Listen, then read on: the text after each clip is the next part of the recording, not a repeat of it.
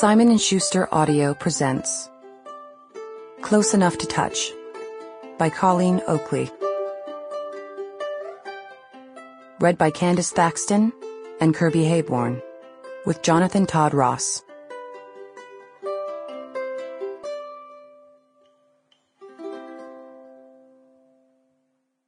Part 1. You can keep as quiet as you like, but one of these days, somebody is going to find you. Haruki Murakami, 1Q84. 20 years ago. The New York Times.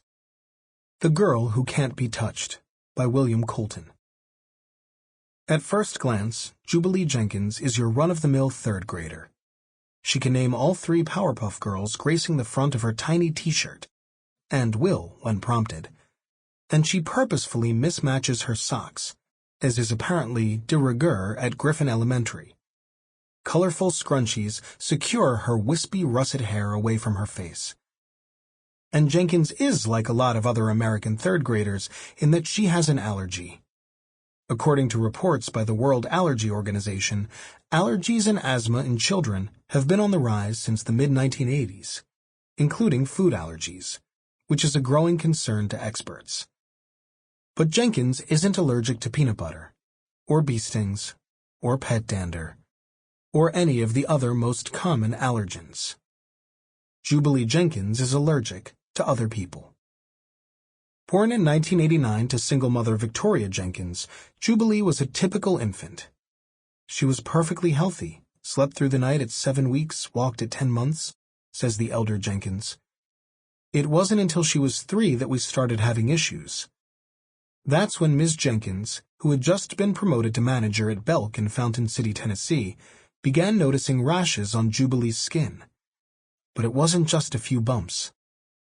It was awful, these huge raised welts, hives that itched her like crazy, long scaly patches of skin all over her arms and face, says Jenkins. She used to scream bloody murder from the pain of it. In the space of 6 months, Ms. Jenkins made more than 20 visits to their family doctor, as well as the hospital emergency room, to no avail. Jubilee also had to be revived by an EpiPen 3 times for anaphylaxis. Physicians were perplexed. They remained that way for the next 3 years, as Jubilee was subjected to every allergy test available in the 20th century. Her little arms were like pincushions, says Jenkins, and we tried everything at home, too. Sample complete. Ready to continue?